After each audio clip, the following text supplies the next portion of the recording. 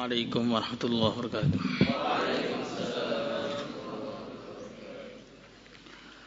Al-Fatihah.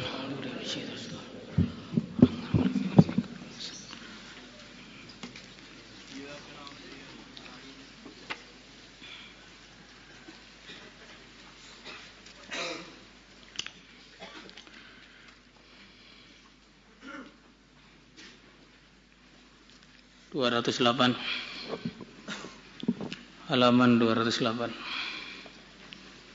206.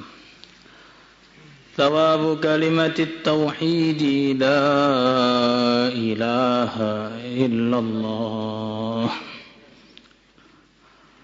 Pahala kalimat tauhid la ilaha illallah.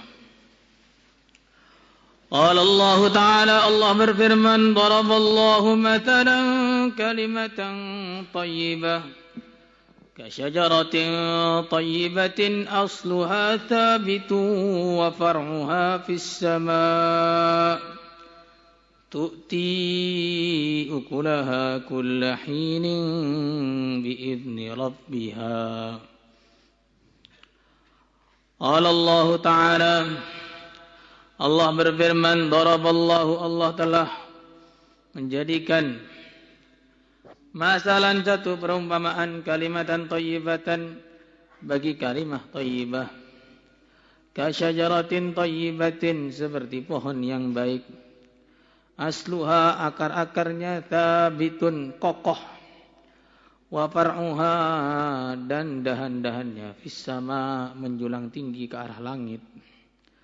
Tu'ti, pohon tersebut memberikan ukulaha buah-buahannya kulla hinin setiap musim biidni rabbiha dengan izin Tuhannya.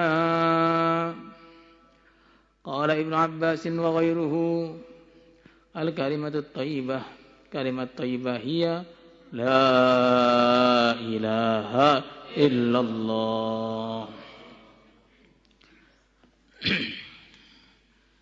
Di sini Allah Subhanahu wa taala memberikan perumpamaan kepada kita tentang kalimat thayyibah. Perumpamaan. Perumpamaan itu sangat banyak di dalam Al-Qur'an. Begitu juga dalam hadis-hadis perumpamaan itu sangat banyak. Apa gunanya perumpamaan? Perumpamaan itu untuk memudahkan kefahaman. Perkara-perkara yang tidak tampak diumpamakan dengan perkara yang tampak sehingga mudah dipahami. Seperti dalam Bukhari disebutkan, baginda Rasulullah sallallahu alaihi wasallam menggambarkan perumpamaan diutusnya beliau.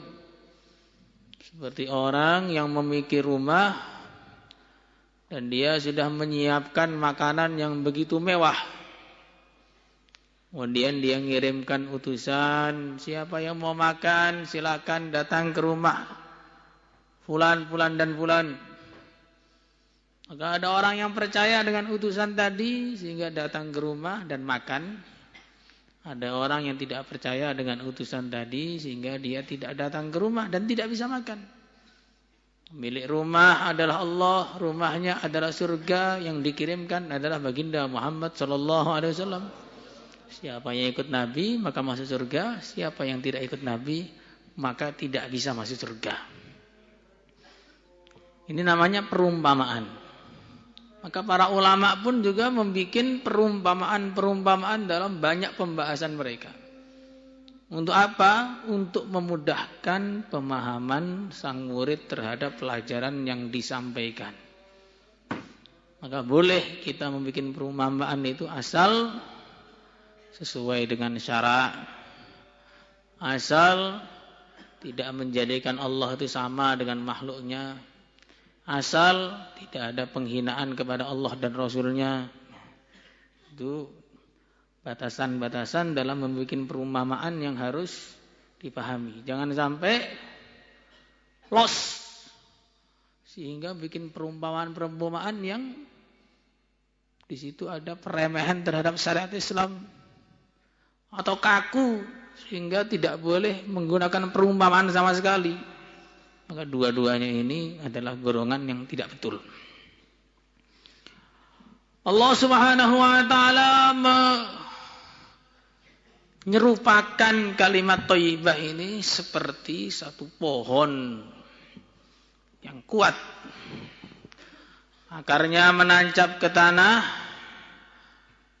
dahan-dahannya menjulang ke langit, buah-buahannya tumbuh sepanjang musim. Pohon kurma ini maksudnya, karena dia tidak pakai musim kurma itu. Terus. Nah, makanya yang jadi pelajaran bagi kita apa?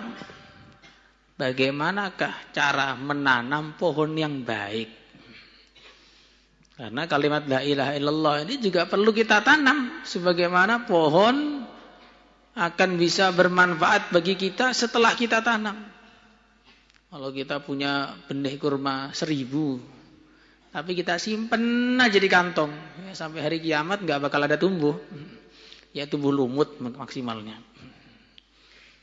Tapi kalau kita punya biji kurma walaupun cuma 1 saja, tapi kita tanam dengan cara yang baik dan kita rawat, maka akan menghasilkan kebaikan, menghasilkan pohon yang sempurna seperti tadi. Maka yang pertama kita harus tahu bahwa bibitnya itu adalah kalimat la ilaha illallah. Cara menanamnya dengan dakwah. Cara menanamnya dengan dakwah. Karena inilah yang dipraktekkan oleh seluruh nabi, seluruh rasul. Ayyuhan nas qulu la ilaha illallah tuflihu. Ya qaumi i'budullaha ma lakum min ilahin ghairuh. Ini semua nabi, semua rasul dakwahnya sama. Ngajak orang untuk mengucapkan, meyakini, mempraktekkan kalimat la ilaha illallah. Dakwah. Tidak ada cara lain selain dakwah. Kalau ada cara lain selain dakwah untuk menanamkan kalimat ini, itu tentu yang akan dilakukan oleh para nabi dan para rasul. Tapi ternyata tidak ada yang mereka kerjakan selain itu untuk menanamkannya. Maka cara untuk menanamkannya ya hanya itu. Setelah ditanam maka perlu diairi. Ya, kalau nanam bibit terus nggak pernah kamu airi, ya nggak bakal keluar. Maka perlu diairi. Airnya apa? Airnya adalah ilmu masail. Ya, Jaran dulu menyebutkan gitu, ilmu masail.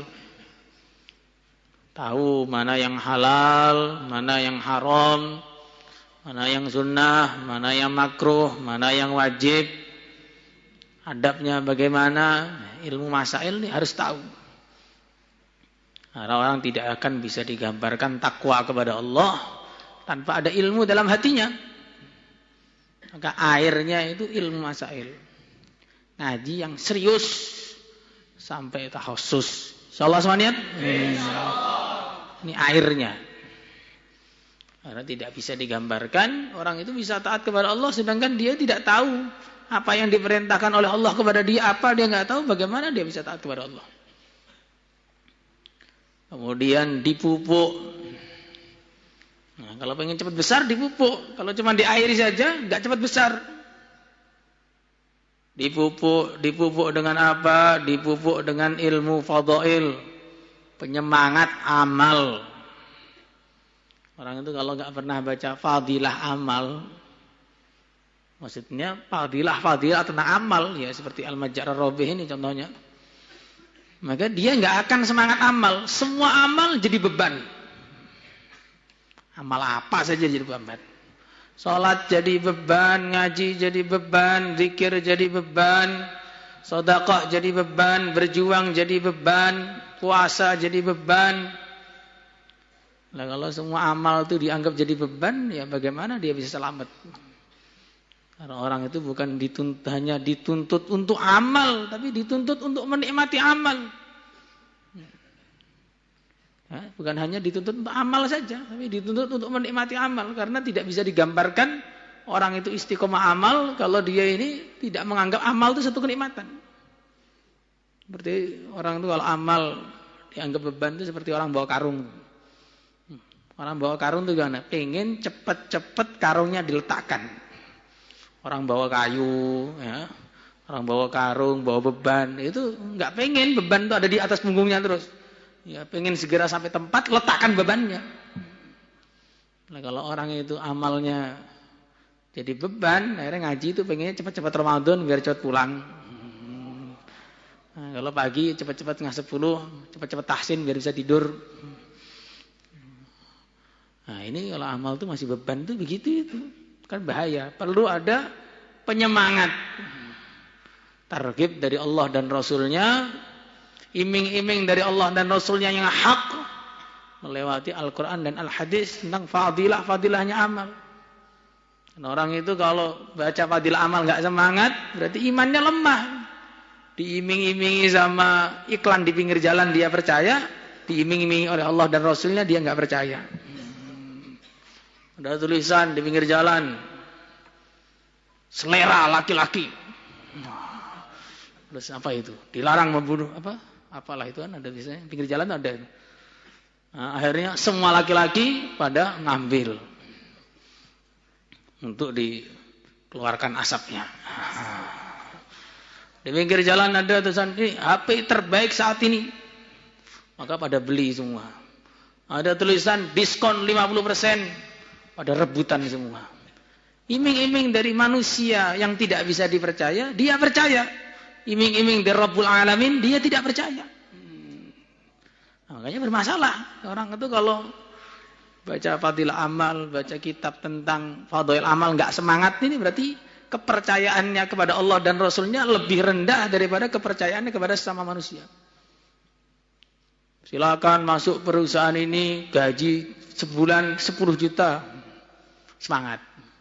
Silakan sholat qobliyah subuh, gajinya lebih mahal daripada dunia dan segala isinya, gak semangat. Bah, kok sholat qobliyah subuh, subuhnya aja kadang enggak. Sebagian orang subuhnya itu kadang-kadang nunggu matahari terbit. Sebagian lagi nunggu matahari tenggelam. Baru subuh. Disirami dengan, dipupuk dengan ilmu fadhail. Nah, kemudian harus ada udara. Namanya pohon kalau ditempatkan di ruang tertutup, maka dia nggak akan bisa hidup. Maka harus ada udara yang baik. Udaranya namanya zikrullah. Harus zikir. Nah, kalau nggak zikir, bagaimana bisa selamat? Setan semua isinya. Zikir dengan cara yang benar, dengan adab yang benar.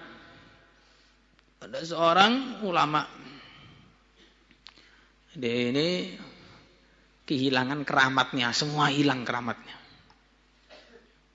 Maka akhirnya dia tanya sama ulama-ulama yang lebih senior, apa sebab saya ini kehilangan keramat saya? Maka ulama-ulama senior pada istikharah. Setelah istikharah, kesimpulannya, kamu kehilangan keramat kamu karena kamu mengucapkan Allah. Nah, dia bingung, loh, saya mengucapkan Allah kok kehilangan keramat bagaimana? Setelah diteliti, ternyata dia pernah mengucapkan Allah dalam keadaan tidak beradab sehingga keramatnya hilang semua. Jadi ngomong Allah nggak beradab itu bisa hilang, apalagi nggak pernah ngomong Allah seumur hidup. Jadi zikrullah. Dengan zikir kepada Allah. Maka kalau udaranya bagus, sudah ditanam, dipupuk, diairi dengan air yang baik, maka nanti akarnya akan menguat. Akarnya akan dalam, jadi nggak gampang goyah. Kalau akar sudah ke dalam, kemana-mana, menjalar kemana-mana, nggak gampang goyah. Kena angin nggak jatuh, tabrak juga nggak jatuh. Nah, itulah namanya akar rukun iman yang 6. Kalau amalnya kuat, maka imannya kuat. Kalau akarnya sudah menguat, maka batangnya naik ke atas. Jadi batang yang kokoh dan punya ranting-ranting. Itulah amalan-amalan Islam, salat, puasa, zakat, infak, muamalat, muasyarat. Ya. Istilah iman yang kuat mewujudkan amal yang kuat. Amal yang kuat mewujudkan iman yang kuat. Ini saling mengisi, tadahul istilahnya. Kalau imanmu kuat, maka kamu akan menjadi kuat amal. Kalau amalnya kuat, meningkatkan iman. Imannya kuat, meningkatkan amal. Amalnya kuat, meningkatkan iman. Jadi terus, naik terus.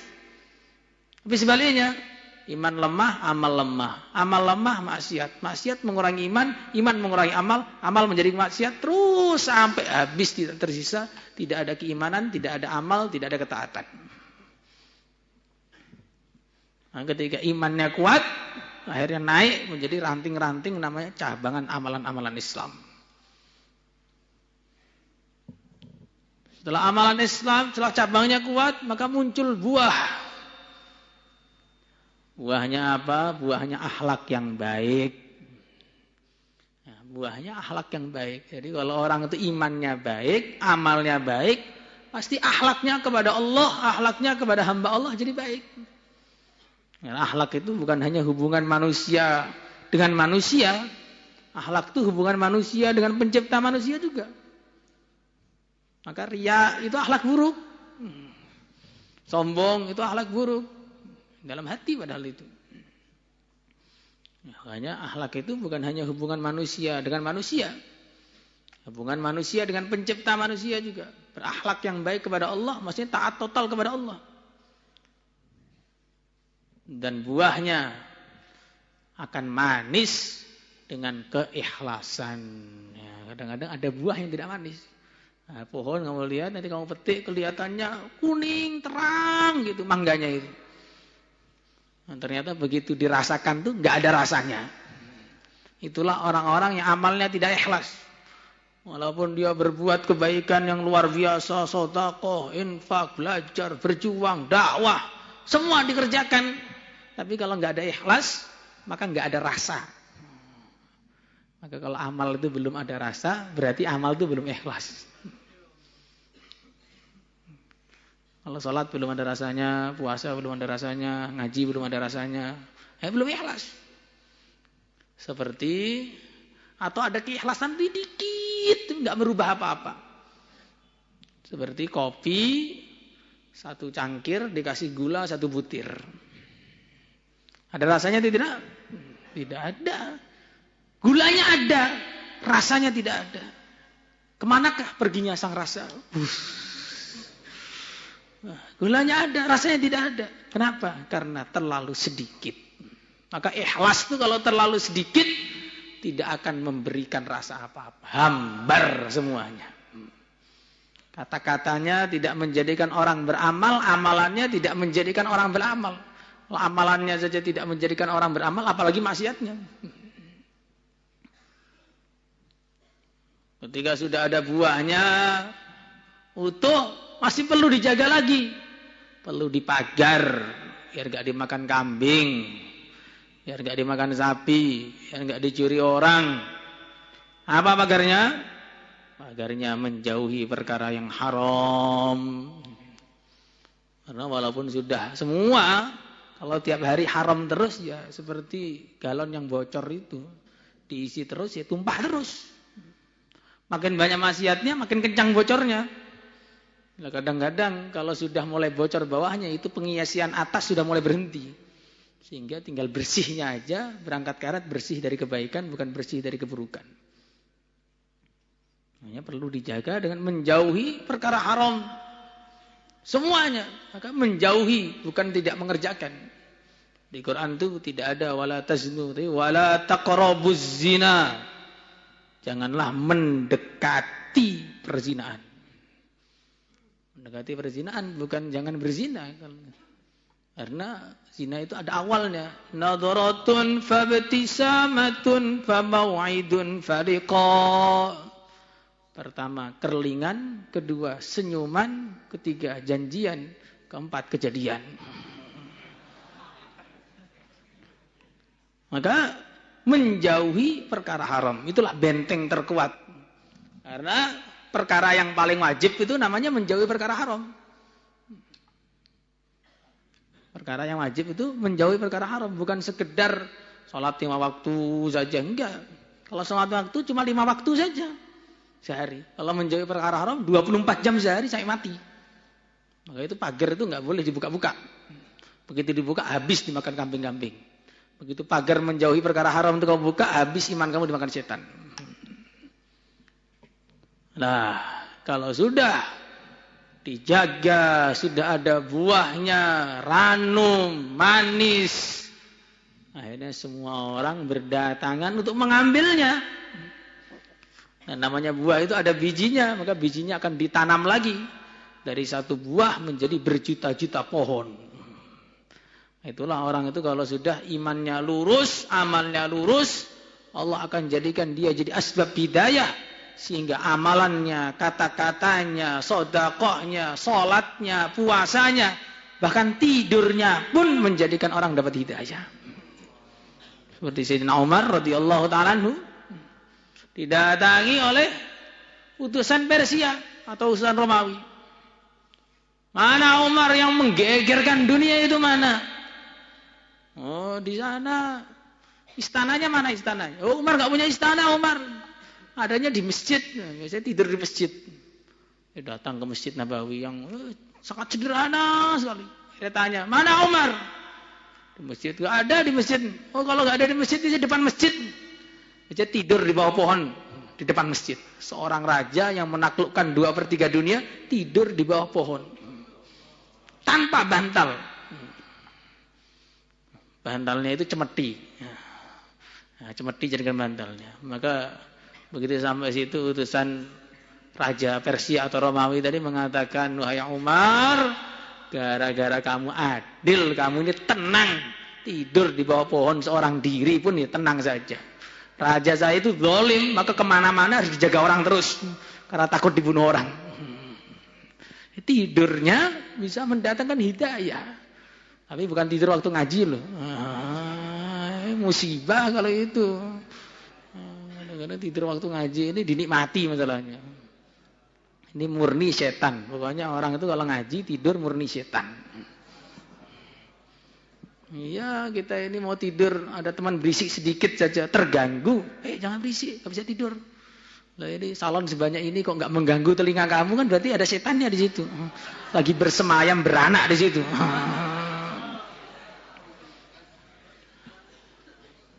Nah, kemudian pohon itu tidak akan bisa hidup dengan baik kecuali ditata, ditempatkan di tempat yang sesuai. Ditempatkan di sawah sana, ditempatkan di kebun. Kalau pohon ditaruh dalam kamar, mati. Saya ini orang kaya, orang dermawan. Saya enggak suka ngasih pohon saya dengan air, saya kasih minyak wangi. Malah mati. Lah, pohon keimanan ini bisa wujud adalah dengan panas dinginnya mujahadah. Sebagaimana pohon itu, kalau kena hujan terus mati, kalau kena panas terus mati. Dengan panas dingin maka hidup.